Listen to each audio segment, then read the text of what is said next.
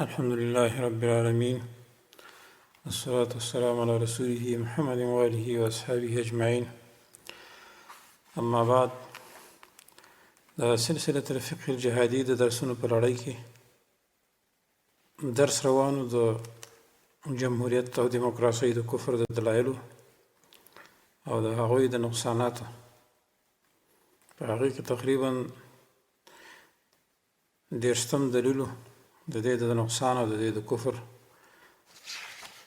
او د دې د بېدینۍ. 30 نمبر کې هغه دا چې په دیموکراسۍ او جمهوریت کې بې اهل ته کار سپارلی کېږي، حالانکه اسلام موږ ته امر کړی چې تاسو به کار اهل ته سپارئ. کله چې کار غیر اهل ته وسپارو نو دا د قیامت علامه ده.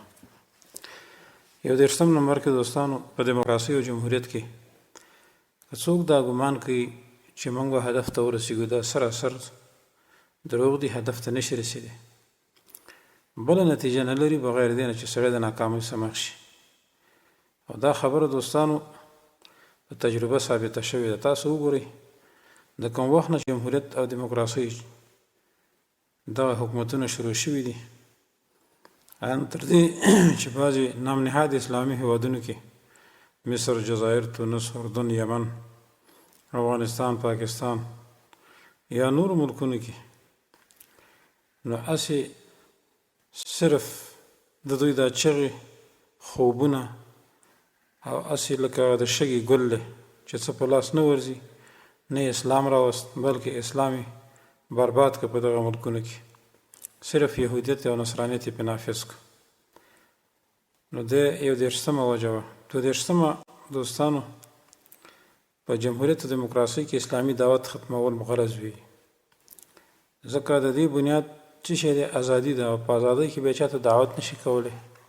که چاته دعوت کې څوک د بد کار نه منې کې، فورا درته وایي ورو دا خو جمهوریت دی، دا دیموکراسي ده. لہذا 32 دا د کفر دلیل یې بس دی چې دعوت پکې ختم دی. د امر بالمعروف نهی عن المنکر چې څه آیتونه دي، څه احادیث په هغې کې راغلي دي، دغه شریعت نه منل دی دوستانو. 33 نمبر کې دوستانو، د جمهوریت او دیموکراسۍ لوی غرض د اسلام دین علما ختمول دي، ځکه د دیني علماو هغه ارزښت او د هغې هغه فضیلت دا ټول ختموي. ځکه چې عالم چې دی د هغه د علم د تقاضا ده چې امر بالمعروف نهی عن المنکر وکړي، چونکې په جمهوریت او دیموکراسۍ کې امر بالمعروف نهی عن المنکر نشته. لکه مخکې چې موږ ذکر کړو، نو علما یې صرف د جماعتونو پورې محدود کړو چې بس عالم به 5 وخته جمع کوي، ایله به دمونه اچوي یا به نکاح تړي، بس دغه د ده وظیفه ده. نو په دې وجه باندې عالم د هغه سیاست د میدان نه وویست او صرف د جماعت پورې محدود کړو. نو لوی غرض په دیموکراسۍ او جمهوریت کې دا دی چې علما ختمول غواړي. 34 نمبر کې دوستانو، د دیموکراسۍ او جمهوریت لوی غرض هغه دا دی چې زموږ ستاسې دیني علوم ختم کړي. کوم چې اسلام بنیاد په دغه علومو باندې خود شوی دی چې مسلمانان د دغه دیني علومو او د شرعي علومو د زده کړې نه نورو طرفونو ته واړي. تاسو نن وګورئ په دې مکاتبو کې، په دې فاکولتو کې، په دې پوهنتونونو کې، په دې کالجونو، په دې سکولونو، په دې یونیورسټیانو کې ټول د کفر هغه علم زده کېږي، انګلیش زده کېږي، بلکې یهودیت، نصرانیت، مسیحیت ته پکې لاره واریږي، ګډاګانې یادېږي، عیش و عشرت یادېږي، د نر او ښځې تعلیم خلط ګډوډ روان دی، په هغې کې د زنا ګویا کې چې اډې جوړ شوي. دا ټول د جمهوریت او د دیموکراسۍ یو لویه خطرناکه او دارنګې د کفر او د یهودیت او د نصرانیت د پرچار کولو یو لویه ذریعه ده. 35 نمبر دوستانو، په دیموکراسۍ او جمهوریت کې اجتهاد ختمېدل دي. هر سړی ځان ته مجتهد وایي. تاسو وګورئ د پارلمان غړی چې هغه حکم صادرولی شي، یو سړی پانسي کولی شي، یو سړی لرې کولی شي، دارنګې جج دې ټولو ته دا حق حاصل دی. دا ټول په جمهوریت کې دي. نو ګویا کې په جمهوریت او دیموکراسۍ کې هر سړی مجتهد دی او دا د شرعي اصول او قواعدو نه خلاف خبره ده. 36 نمبر کې دوستانو، لوی غرض د دیموکراسۍ دارنګه د جمهوریت هغه اسلامي تحریک ختمول دي، په ځای باندې بېدیني، لادینیت، یهودیت، نصرانیت، پرویزیت او دارنګه رافضیت وغیره دغه راوړل دي او په هغې باندې به عمل کوي. ځکه اصل چې جمهوریت او دیموکراسي جوړه شوې د اسلامي تحریک د ختمولو لپاره جوړه شوې ده. او 30 نمبر کې دوستانو که څوک دا وایي چې موږ د جمهوریت او دارنګې د دیموکراسۍ د لارې اسلام راولو، خو بیا به هم ایمان په جمهوریت او دارنګې په ووټونو باندې په انتخاباتو باندې به وي او دا کیدی نشي اور او بنه یو ځای کېږي. لکه مخکې موږ ذکر کړو، نو دا خبره بالکل سراسر غلطه ده چې موږ د جمهوریت او دیموکراسۍ د لارې اسلام راولو. 30 نمبر کې دوستانو په جمهوریت او دیموکراسۍ کې عوامو ته دوکه ورکول وي، ځکه چې کله دوی ووټونه وګټي او د حکومت منتخب غړی جوړ شي نو عوامو ته څه وایي؟ وایي هېڅ اندېښنه مه کوئ، ستاسو واکمني ده، تاسو د اقتدار خاوندان یاستئ. نو دا د کفر کلمه ده که نه؟ اقتدار د الله سره دی، همدارنګه د فیصلو والا الله دی، ان الحکم الا لله. نو دا خبره غلطه ده. 30 نمبر کې دوستانو په دیموکراسۍ او جمهوریت کې اسلامي دعوتونه او اسلامي کوششونه ټول ختموي. دا د دې لوی غرض دی چې خلک د اسلام د مقدس دین نه وباسي او په دغه کفر یې ور ګډ کړي. دا لوی غرض دی. 40 نمبر کې دوستانو د دیموکراسۍ او جمهوریت په نظام کې دا چې هر رئیس جمهور به 15 کاله یا به 2 کاله، دا د اسلام د نظره بې بنیاده خبره ده. که یو رئیس جمهور د عوامو همدارنګې د اهل حل عقد او شورا والا خوښ وي او د علماو د خوا نه منتخب شوی، نو الله دې وکړي چې 100 کاله دغه امیر وي، دغه به خلیفه وي. نو په جمهوریت کې دغه د اسلام نه خلاف خبره ده. او که داسې بیا ونه کړي دوی، نو بیا فوراً هغې راپاڅېږي او بس ستا دوره پوره شوه. نو دا د شریعت د نصوصو خلاف خبره ده. البته هغه بادشاه، هغه رئیس جمهور چې د اسلام خلاف یې وکړو، نو هغه فوراً که ورځې کړي که 2 ورځې بادشاهي کړي، هغه به ختمولی شي. که کافر مرتد لکه اوسني چې په دې به خروج کولی شي او دې څه به جهاد اعلانېږي. او که مسلمان او هغه کې څه نقصان پیدا شو، نو د دغه شورا د خوا نه به هغه ښکته کولی شي او بل یو عالم به د هغې په ځای باندې رئیس جمهور کېږي. دا نه چې دوی د خوښې چې 15 کاله یې اگر که غټ مرتد وي نو د 15 کاله به پوره کړي. دارنګې دوستانو 40 نمبر کې په جمهوریت او دیموکراسۍ کې په دې پارلمانونو اسمبلو کې په قرآن او دارنګې په احادیثو او په دین اسلام باندې استهزاګانې کېږي.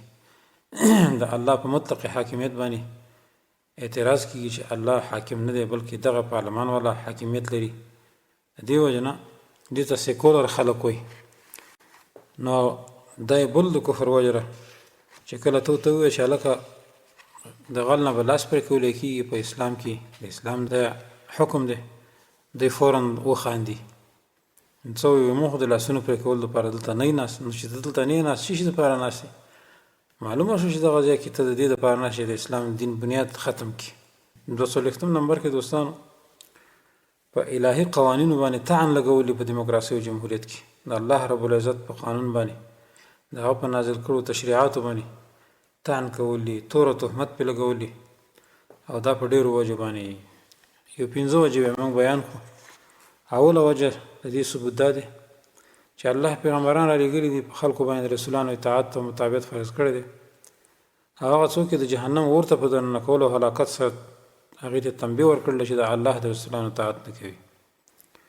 او بیا الله تعالی په خپلو رسولانو باندې کتابونه نازل کړي دي څو چې د خلکو دغه حالت سم کړي، د جاهلیت نه راوباسي، نور ته، اسلام ته، حلال ورته معلوم کړي، حرام ورته بیان کړي، ځینې امور پې فرض کړي، بعضې پې مکروه، ځینې ورته سنت وګرځوي، ذلیل او عزتمند پکې وپېژندلی شي چې ګوره د اسلام په وجه به تاسو عزتمند کېږئ او د اسلام د پرېښودو په وجه باندې به تاسو ذلیل کېږئ. بعضې کسان اوچت کړي، ځینې ښکته کړي د دین د پرېښودو په وجه باندې. نو د رسولانو د تعلیماتو څخه د خلکو مخالفت او دارنګې د هغوی تابعداري دا ټول په نظر کې نیول شوي دي. بلکې په هره زمانه کې رسولان چې راغلي دي یعنې خلکو ته ښه لاره او بده لاره ښودلې ده او اجتناب د طاغوت ته خلک هغې ته دعوت کړي دي چې تاسو به اجتناب کوئ د طاغوت نه د الله بندگی به کوئ. لیکن بیا نو که چېرته دیموکراسي نظام د جمهوریت نظام او دارنګې د دې حاکمیت لکه چې څنګه دوی وایي نافذ شي او حق عوامو ته ورکړی شي، نو بیا خو د الله دا رالیږل شوي پیغمبران ټول عبث شو، نعوذ بالله. نو دا څومره د کفر خبره ده. دویمه وجه دوستانو هغه ده که چېرته دیموکراسي او جمهوریت حق وي، نو الله به بیا دا کتابونه نه نازلولی، ځکه چې په کتابونو کې خو د الله شریعت د هغې د تنفیذ او دارنګې په هغې باندې عمل کولو دا ټولې لارې چارې الله ویلي په دا کتابونو کې. مسله د تحاکم پکې ده، دارنګې د زمه د مظلوم او دارنګې د تنازع مسله چې یاره د چا سره د چا تنازع راشي قرآن سنت ته به واپس کوي، دا ټول پکې معلومې دي.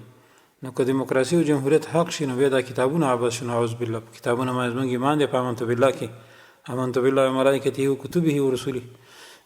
نو د پارلمان والاو چې کله آمنت بالله وایي، نو پکار ده چې دوی آمنت بالله په ځای باندې دغه قانون یاد کړي، ځکه چې دوی ایمان په دغه قانون دی. الهي قوانین او الهي کتابونه خو دوی نافظوي دلته. د دویمه وجه درېیمه وجه دوستانو هغه ده که دیموکراسي او جمهوریت حق وي، نو بیا خو به د جهاد فی سبیل الله حکم د اسلام د دشمنانو کافرانو وینې تویل، د هغوی نه جزیه اخیستل، هغوی غلامان جوړول، د هغوی سره ظلم وي. او دا رښتیا د دوی په نسبت باندې ظلم دی.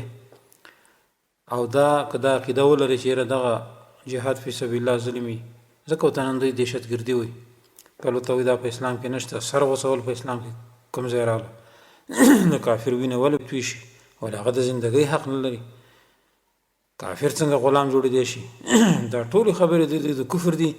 دا د جمهوریت او د دیموکراسۍ د منلو نتیجه وه چې دغسې فاسد نظریات یې زموږ ستاسو په دې معاشره کې نشر کړو.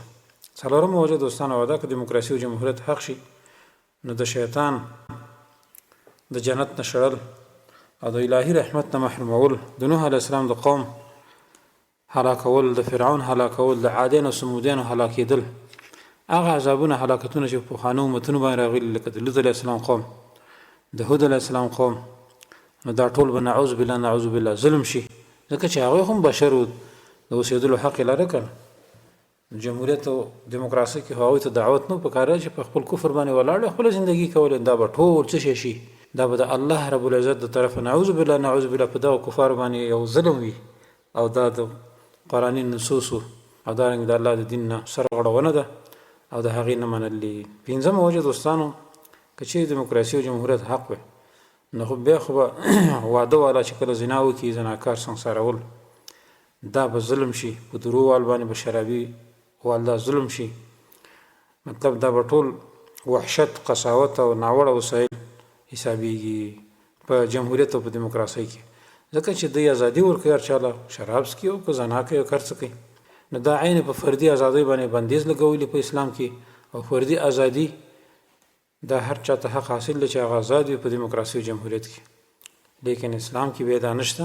په قرآن او په احادیثو کې مؤمن مسلمان او مؤمنه زنانه دا تړلی شوي دي په خپل اسلام کې. دننه پکار ده چې اسلام کې موږ او تاسې دننه د اسلامي چوکاټ په رڼا کې موږ او تاسې زندګي اختیار کړو، هغې نه بهر ته نه وځو. 43 نمبر کې دوستانو په جمهوریت او دیموکراسۍ کې ټول باطل دینونه دعوت کولی شي. تاسو نن وګورئ په دې جمهوریتونو کې شیعه آزاد دی، پرویزي آزاد دی، دارنګه یهودي آزاد دی، نصراني آزاد دی، ټول خپل دعوتونه کوي.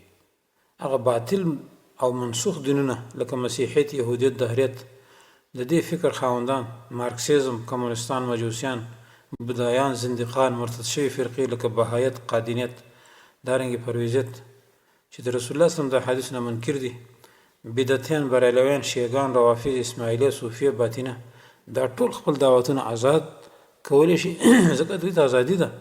لیکن اسلام بیا د داسې خلکو مخنیوی کوي چې داسې دعوتونه به نه کیدی نشي. که څوک مرتد شو باید چې سر یې ووهل شي.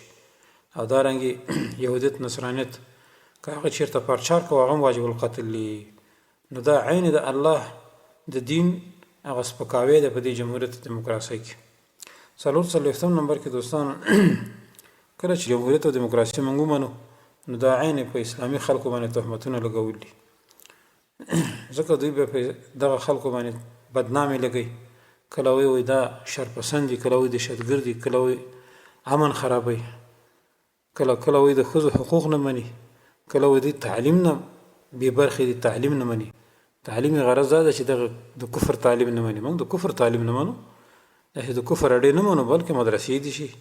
موږ دا نه وایو چې دین تعلیم دی ونه شي، بلکې د دنیا تعلیم دی ونه شي، بلکې ورسره دي. په دین کې د دنیوي تعلیم هم ضرور دی. ډاکټر جوړ شه، انجینر جوړ شه، خو دین به نه پرېږدي، لکه نن سبا چې خلکو به دین پرېښي کېده.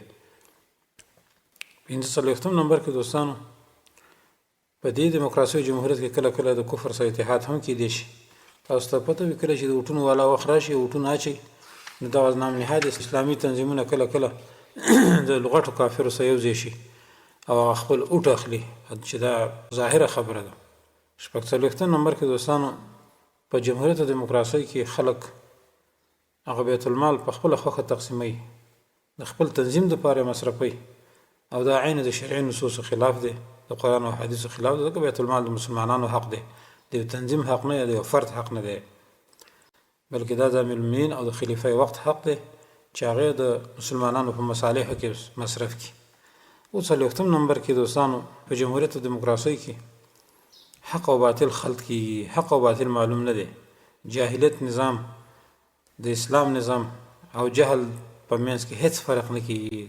ځکه هر سړي ته حق حاصله چې څه کوي هغه دې وکړي. ظالم پکې معلوم نه دی، مظلوم پکې معلوم نه دی، عالم پکې معلوم نه دی. ښځه او نر به یو شان حقوق لري، لکه مخکې چې موږ ذکر کړو. دا څومره کفر دی. 48 نمبر کې دوستانو، چې کله دیموکراسي او جمهوریت موږ ومنو، نو بیا پکار ده چې موږ د مسلمانانو خلاف پروپاګند وکړو. دا ضرور خبره ده، ځکه چې اسلامي شریعت موږ او تاسو ته هغه عقاید او هغه کارونه ښیي چې هغه زموږ ستاسې دنیا او په آخرت کې په ګټه راشي. لیکن برعکس په جمهوریت او دیموکراسي کې هغه لاره موږ ته ښیي چې زموږ لار مسخ کړي، د دین اسلام مسخ کړي، خوش اخلاقي د موږ نه ختمه کړي. هغه اخلاق چې نبوي اخلاق دي، هغه اخلاق چې الله موږ ته ویلي دي، هغه ټول د موږ نه ختم کړي. نو دا عین د اسلام پر دوستانو خندا ده. 49 نمبر کې دوستانو، د دیموکراسي او جمهوریت لاره غوره کول دا ټول سبب دی د ناقرارۍ په دې ملکونو کې. تاسو نن وګورئ چې کوم ملکونو جمهوریت منلی دی، هغه په ټوله دنیا کې ناقراره دي. غلا، ډاکې، مذهبي، عقیدوي، قومي، قبیلوي دا ټولې هغه جګړې پکې روانې دي. مال ته پکې خطرې، دین ته پکې خطرې، عزت او ابرو ته پکې خطرې، پونې پکې ډېري، غله او ډاکوان پکې ډېري. تاسو وګورئ. خو لیکن تاسو وګورئ مخکې چې د طالبانو حکومت تیر شو، په هغې کې چا غرض په یو کس په بل کس باندې نشو کولی، نه به چا غلا کوله. د دې وجې نه دا یو معلوم حقیقت دی. نو د جمهوریت او دیموکراسي منلو کې ټول ملک خرابېږي، ټول ملک نه غل جوړېږي. تاسو نن وګورئ په افغانستان، پاکستان او امریکا کې غلاګانې کېږي، ناموسونه، عزتونه لوټېږي، دارنګې چرسونه، شرابونه څکولی کېږي چې دا ټول د دې جمهوریت او دارنګې د دیموکراسۍ ناخوالې دي.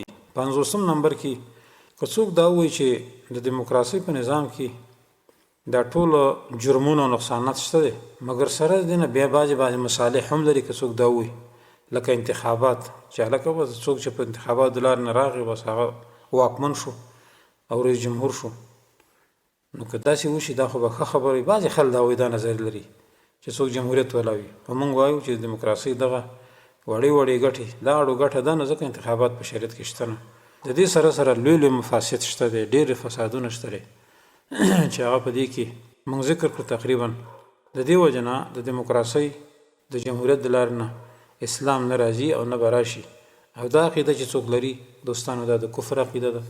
الله دې موږ تاسو ته وساتي او الله دې موږ تاسو له د عمل کول توفیق راکړي چې موږ د جمهوریت او دیموکراسۍ نه بیزاره شو، هغې ته کفر وایو، د هغې منونکو ته کافران وایو، د هغې نه براعت وکړو، د هغې نه بیزارۍ اختیار کړو.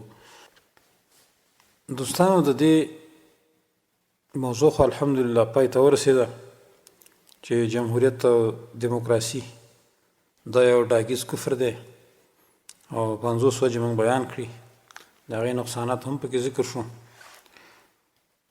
او اوس بعضې خلک هغه دا چې دغه وضعي قوانین چې د جمهوریت د لارې راځي او جمهوریت ته اجازه ورکوي او دارنګې دیموکراسۍ ته اجازه ورکوي چې هغه قوانین نن په دې ټوله دنیا کې نافذ دي، پاکستان کې د آئین د لړمکالي، افغانستان کې اساسي قانون، مصر، یمن، سعودي وغیره د ټولو کې د کفر قوانین نافذ دي.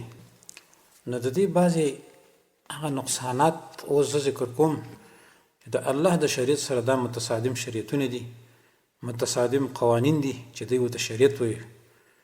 دا زموږ شریعت دی او دا رښتیا چې د کفر شریعت دی. الله سبحانه وتعالی په قرآن کې بار بار دا ذکر کړی دي چې الله په قانون کې یو دی، اختیار د فیصلو هغه لره دی، او چا چې د اسلام د دین نه بل دین ولټو نو هرګز به د هغه نه قبول نشي. نو دا طاغوتي او جمهوري نظامونه چې دي د دې ډېر مفاسد او نقصانات دي چې بعضې زه ذکر کومه د فعلي دپاره.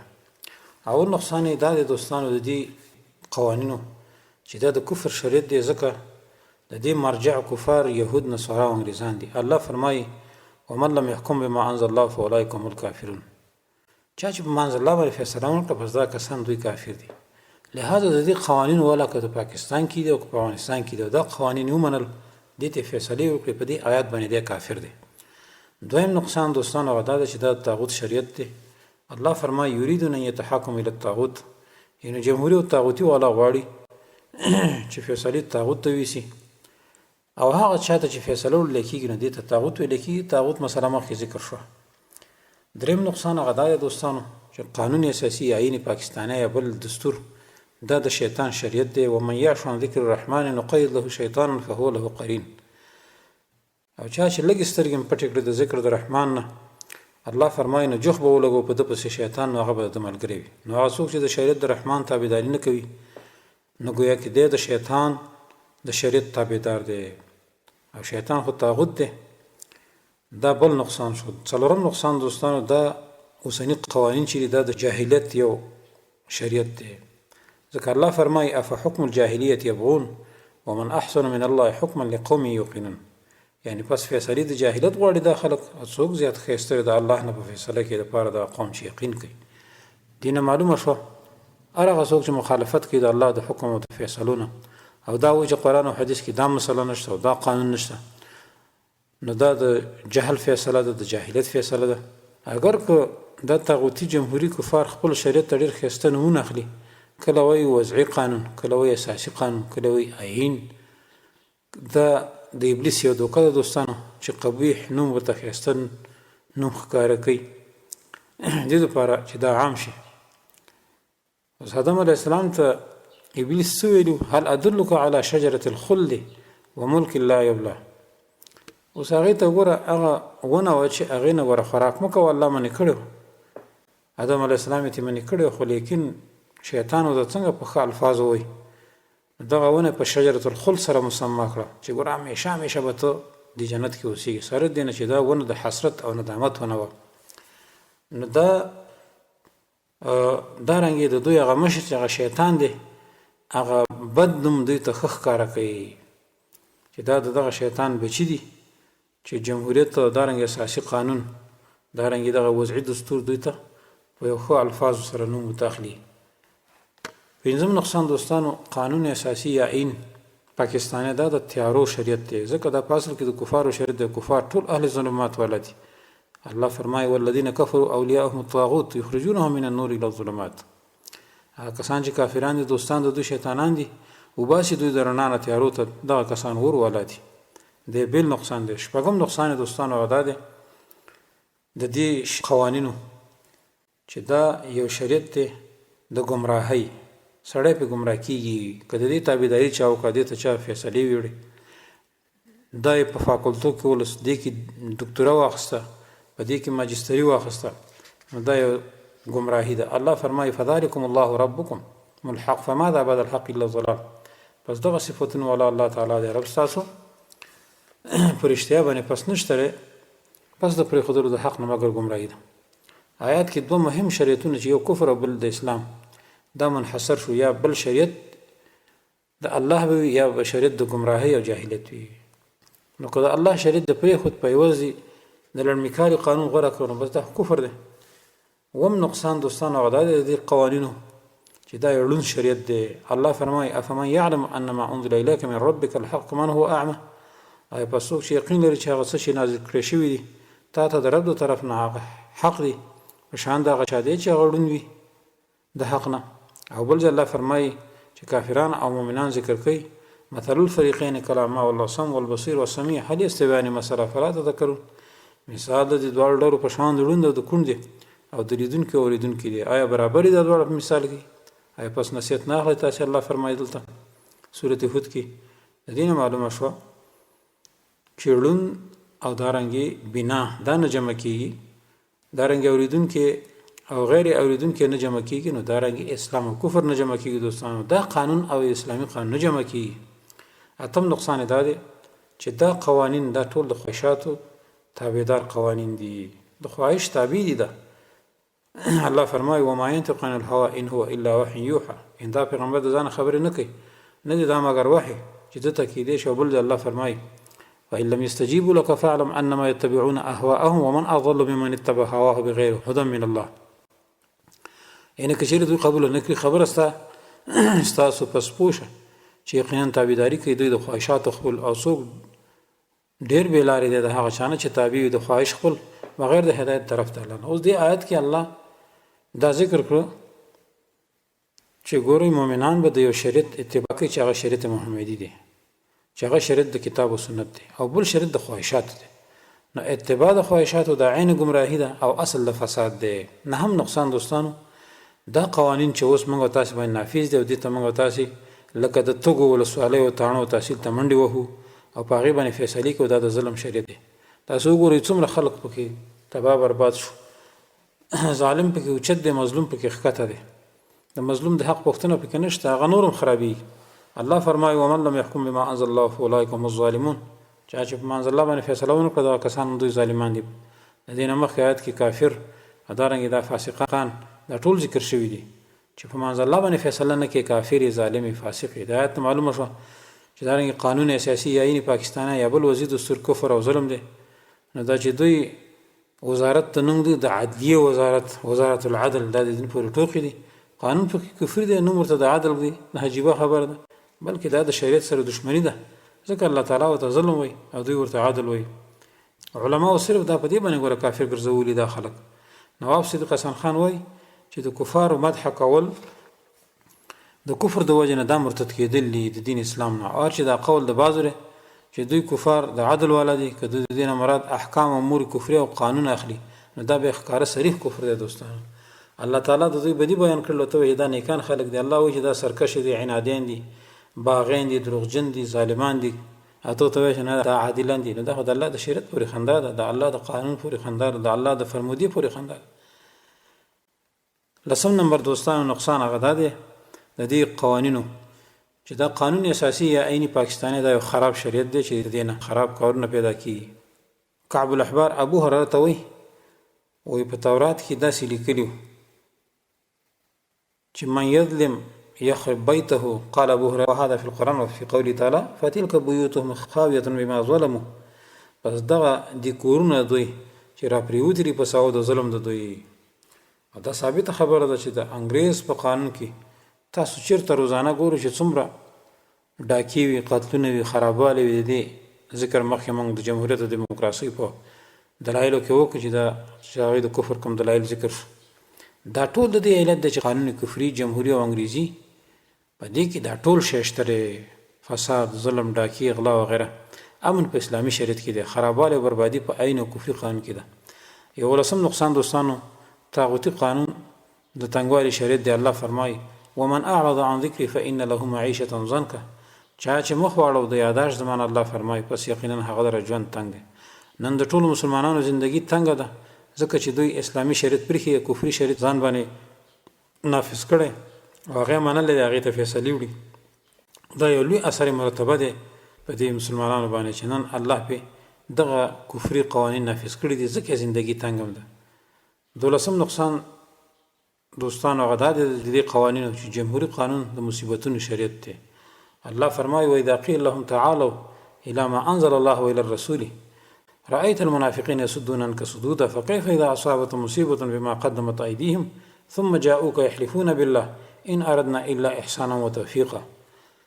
کله چې ویل شي دوی ته راشي هغه کتاب ته چې الله نازل کړی دی رسول ته ویني به منافقان اړیستانه په اورېدو سره په څنګه به ورسیږي دوی ته مصیبت په وجه د عملونو چې مخکې لګلي دي لاسونه دوی بیا راشي دوی ته قسم کوي دوی په الله چې مونږ اراده نه ده کړې مګر د جوړښت په منځ دوی کې دوی څه وایي وایي مونږ خو خیر خوایي وغوښتله ان اردنا الا احسانا وتوفیقا مونږ خو جوړښت راولو لوړه وي جوړې ته راکوو که نه پښتنو کې چې دا سپین ږیري چې د نرخونو والا د قولسۍ لوړه جوړې ته راکاږي خو تا اسلام کفر ته راښکده ځان مخکې مسلمان یو بس کافر شه په دې باندې د الله او د رسول د حکم نه اعراض کول د مصیبتونو سبب او عامل دی دوستانو دیارلسم نقصان دوستانو جمهوری او طاغوتي قانون د عداوت او دشمنی دا یو شریعت دی د عداوت او دشمنی شریعت دی الله فرمایي فنسوا حظا مما ذکروا به فاغرينا بينهم العداوه والبغضاء الله وی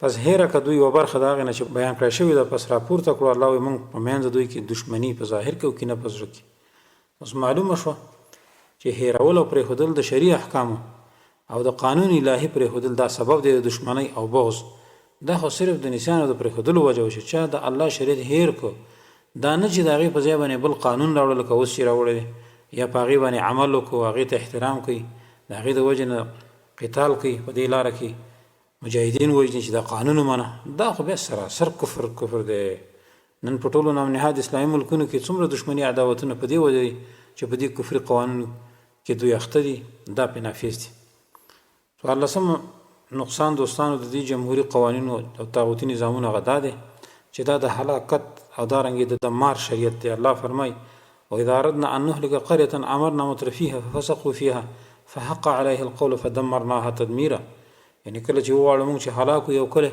نو حکم وکړو عیش پرستو دغه کلي ته پس نافرماني وکړي په هغې کې پس پوره شي په هغوی باندې فیصله د عذاب نو تباه کړو موږ هغوی لره په لوی تباهي سره دې آیات کې د الهي قوانینو نه نافرماني هلاکت او تباهي الله ذکر کړل چې دا سبب دی د تباهي او سبب د هلاکت خلاصه دا شو دوستانو چې جمهوري او طاغوتي قانون د فساد ظلم بربادي کفر شرک هلاکت جاهلیت د خواهش پرستی نقصانی شیطانی شریعت او قانون دی په دې قانون کې د قتل قصاص د غلا قصاص معتل دی زنا حلاله ده په دې قانون کې بېحیایي عریاني فحاشي په ریډیو او ټي وي کې د غنا سندرو حلالواله شراب حلال سود حلال په جرمونو زړورتیا د ښځو او نورو برابرواله مخلوط تعلیم دی یو بل سره ښکاره یارانې دا د دې ټول اسباب دی دارنګې د بېحیایي د دې قانون د خوا هغه دوی ته اسباب برابرېږي چې خلک ټول بې حیا کې په دې قانون کې په ازادانه شکل د زناګانې ګډاګانې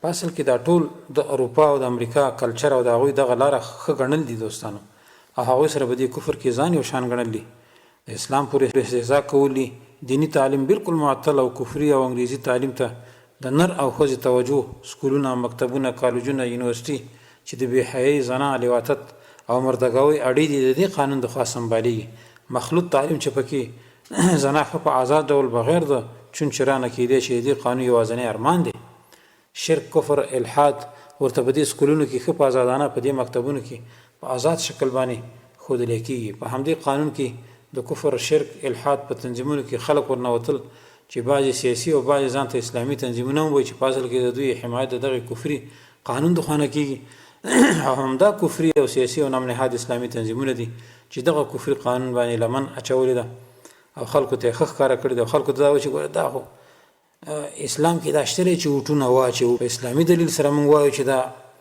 وټونه شته دی دا ټول د کفري خلکو خبرې دي دا په دې باندې کافر دي دوستانو دې ته انصار التواغیت وایي په خپله تواغیت هم دي د دې وجه نه دوستانو دا نقصاناتو د دې قانونو او دارنګې د دې طاغوتي او فرسوده نظامونو چې په موږ او تاسو باندې نافظ دي خو دوستانو فارسی کې یو متل وی مولان باشد که چپ نه باشد بعضی مولیان دې جمهوری او طاغوتیانو ته بعضی شبهات ورچوي چې موږ خو دلته راځو په جمهوریت کې موږ شرکت کوو په دې طاغوت نظامونو کې موږ یو بعضی شبهات لري چې عوام الناس په هغې کې اخته دي خو د جمهوریانو د اوله شبهه چې ګوره الله فرمایي چې څوک په منځ الله باندې فیصله وکړي دا کافر دي دا د اهل کتاب باره کې نازله مخکې دې تفصیل شوی دی چې دا زمونږ د امت دپاره هم دی او په دې کې درې قسم مکفرات بیا دا موږ رد کړله او هغه حکم هغه روایت ضعیف و چې دی وایي دا دینه مراد کفر اصغر مراد دی، بلکې دا کفر مخرج من المله دی او لوی کفر دی چې سړی په اسلام نه وځي.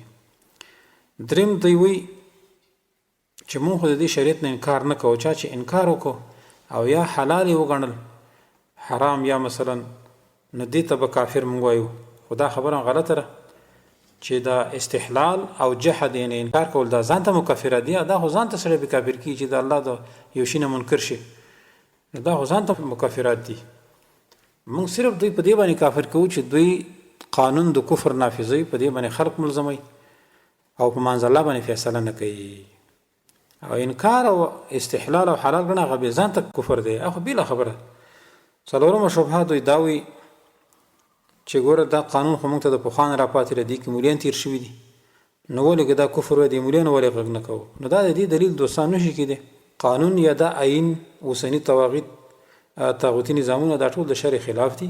اگر که چا دې رد نه کړي، اوس مثلا خنزیر حرام دی، نو چې مولا دا نه وایي چې خنزیر حرام دی، نو دا خو د دین دا نه لازمېږي چې خنزیر بګینه حلالي، ځکه مولا یې رد نه دی کړی. نو که مولا د دې طاغوتي نظامونو رد نه کوي، هغه په خپله مرتدي، په خپله به کافري. بله شبهه دوی دا کوي چې په دې موجوده قوانینو دارنګې دې آیین کې بعضې احکام شرعي او اسلامي شته که نه. موږ دا وایو چې دا شبهه د معنی د کفر د دوی نه ګرځي او نه دارنګې د دوی د کفر د لرې کولو سبب ګرځي، ځکه ومن لم يحکم بما انزل الله فاولئک هم الکافرون دا صرف په یو حکم د اسلام باندې چې هغه رجم د زانی محسنو دوی کافران شو. مخکې موږ دا ذکر کړو چې هغوی صرف تغییر د ما انزل الله کړی نو هغوی کافر شو. نو چې یو څوک هغه اشخاص، هغه جمهوریان او دارنګې هغه طواغیت چې هغه صرف د اسلام حکم مني، نو اسلام نه پرېږدي تنفیذ، نو دوی به کافر نه وي. شپږمه شبهه دوی دا وایي چې د تاتاریانو چې کومه فتوا ورکړې ده، هغه قانون شیخ الاسلام ابن تیمیه په وخت کې چې تاتاریان راغلي، ابن کثیر د هغې د جهاد فتوا ورکړه یا شیخ الاسلام ورکړله،